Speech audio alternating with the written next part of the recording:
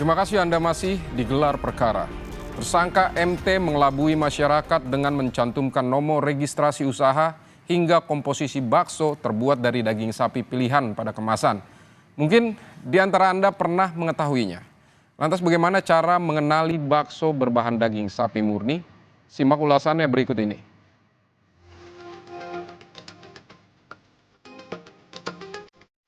Konsumen itu taunya ini adalah bakso daging.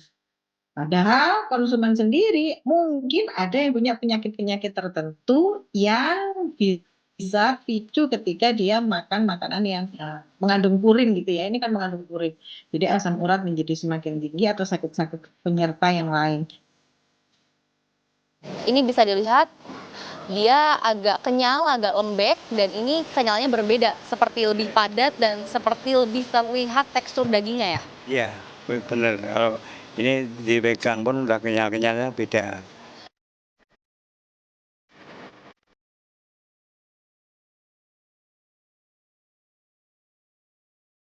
Terungkapnya kasus bakso kemasan berbahan jeroan yang dijual sebagai bakso sapi dengan merek Samba mendorong kami mencari tahu seperti apa kemasan bakso sapi ini. Kami menelusurinya melalui internet.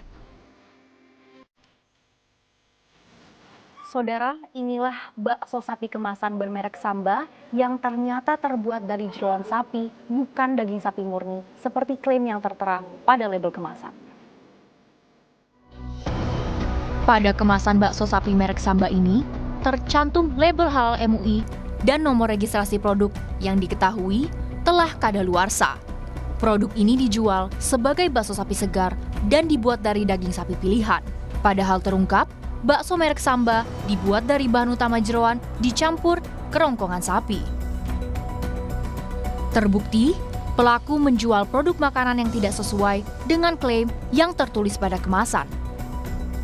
Kriminolog menyebut yang dilakukan pelaku tergolong pemalsuan produk. Pelaku mengelabui masyarakat demi mendapat keuntungan berlipat. Pemalsuan itu ada dua macam. Ada dilusi. Dilusi itu adalah mencampurkan bahan yang kualitasnya lebih rendah dari bahan yang ditawarkan. Ini kan penawarannya adalah bakso sapi ya, tapi ini diganti dengan jeroan, itu namanya dilusi.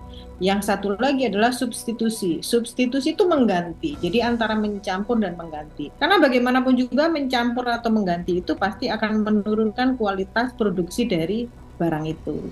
Jadi ini yang membuat masyarakat menjadi rugi. Ruginya sih mungkin tidak besar dan tidak pada saat itu juga. Tetapi ini termasuk dalam kerugian imaterial. Disebut dengan tindak kriminal kalau seseorang itu melakukan penipuan atau kebohongan terhadap orang lain untuk mendapatkan keuntungan pribadi. Nah, ini sudah dianggap sebagai sebuah penipuan. Penipuan dalam makanan olahan, seperti kasus daging sapi berbahan jeroan, tidak bisa dianggap sepele. Lantaran bisa berdampak pada kesehatan konsumen. Kalau kita lihat bahannya masih jeroan. Jeroan itu masih bahan halal gitu ya. Tidak ada bahan-bahan yang dicampurkan, misalnya komposisi dari bahan kimianya itu lebih besar atau bahan-bahan yang non halal gitu. Tetapi kita harus tahu bahwa konsumen itu taunya ini adalah bakso daging. Padahal konsumen sendiri mungkin ada yang punya penyakit-penyakit tertentu yang bisa picu ketika dia makan makanan yang mengandung purin gitu ya. Ini kan mengandung purin. Jadi asam urat menjadi semakin tinggi atau sakit-sakit penyerta yang lain. Nah, ini sangat merugikan masyarakat. Agar kasus serupa tidak kembali terulang, perlu adanya penindakan dan sanksi tegas terhadap peredaran makanan olahan kemasan di pasaran. Sanksi. Ketika sanksi tidak ditegakkan, maka para pelaku baru akan bermunculan karena menganggap bahwa ini adalah sesuatu yang sangat-sangat biasa dan bisa diterima oleh masyarakat. Kejahatannya kejahatan kecil, tidak membahayakan nyawa dalam waktu dekat dan bisa diterima oleh masyarakat. Begitu. Sejalan dengan itu, Yayasan Lembaga Konsumen Indonesia atau YLKI mendorong pihak berwenang bekerja sama meningkatkan pengawasan terhadap makanan olahan yang dijual di pasaran. Kita mendorong juga aparat penegak hukum bisa membongkar lagi kalau misalnya ada kasus serupa seperti ini. Dan juga memang kita mendorong adanya suatu penegakan hukum maupun sanksi yang tegas bagi para pelaku sehingga ini menimbulkan efek jerah. Makanan olahan juga bukan bagaimana pemerintah daerah juga bisa melalui dinas kesehatan bisa melakukan uji maupun juga bagaimana pengambilan sampel yang beredar di pasaran, khususnya makanan olahan. Bagaimana sebenarnya Pemda juga bisa ikut turut dalam hal ini untuk mengawasi bersama.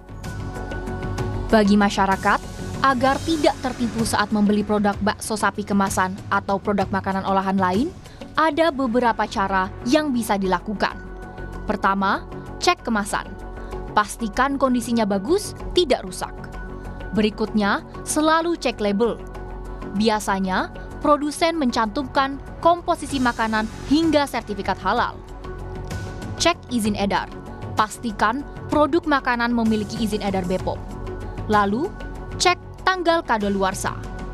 Nah, pastikan kalau membeli suatu barang-barang yang produksi, maka harus toko yang tersertifikasi dan juga legal. Yang kedua adalah sebenarnya dari harga.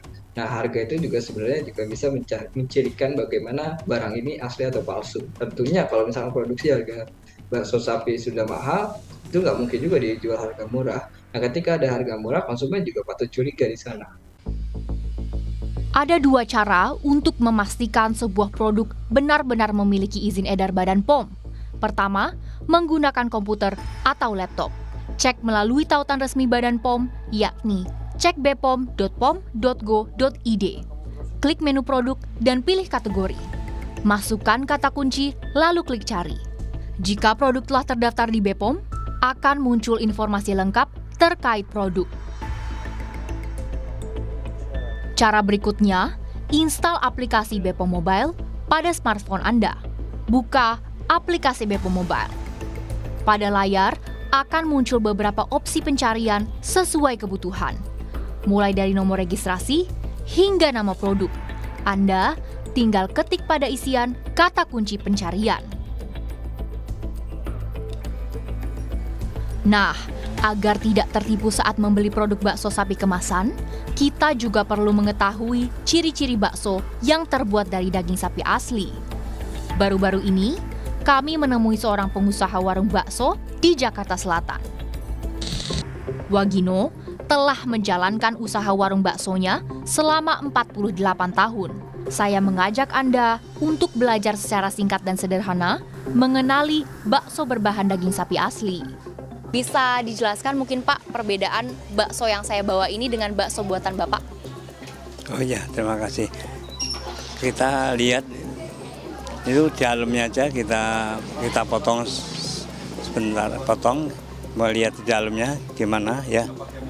Ya, ini udah enggak.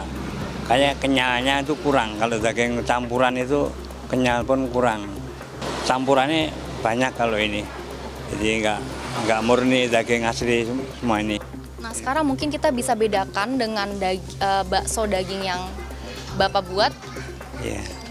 Ya, ini yang punya saya ini digunting pun beda.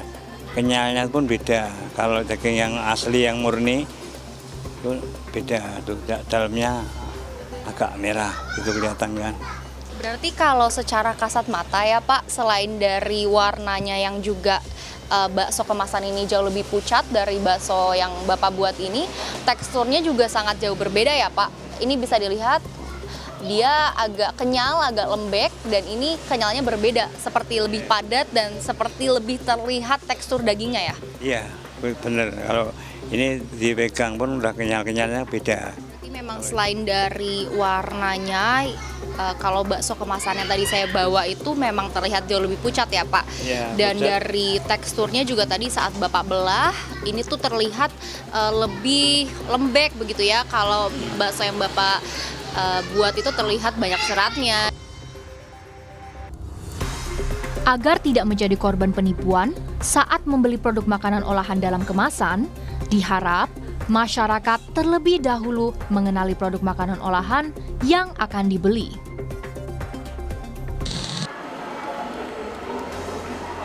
Kasus penipuan bakso sapi menjadi peringatan bagi pihak-pihak berwenang untuk meningkatkan pengawasan terhadap produk bakso ataupun makanan olahan lain dalam kemasan yang beredar di pasaran.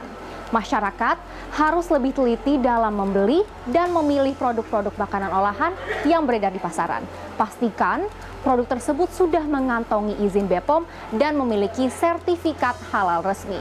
Malaika Kridaman, Riki Sultana, Kompas TV, Jakarta.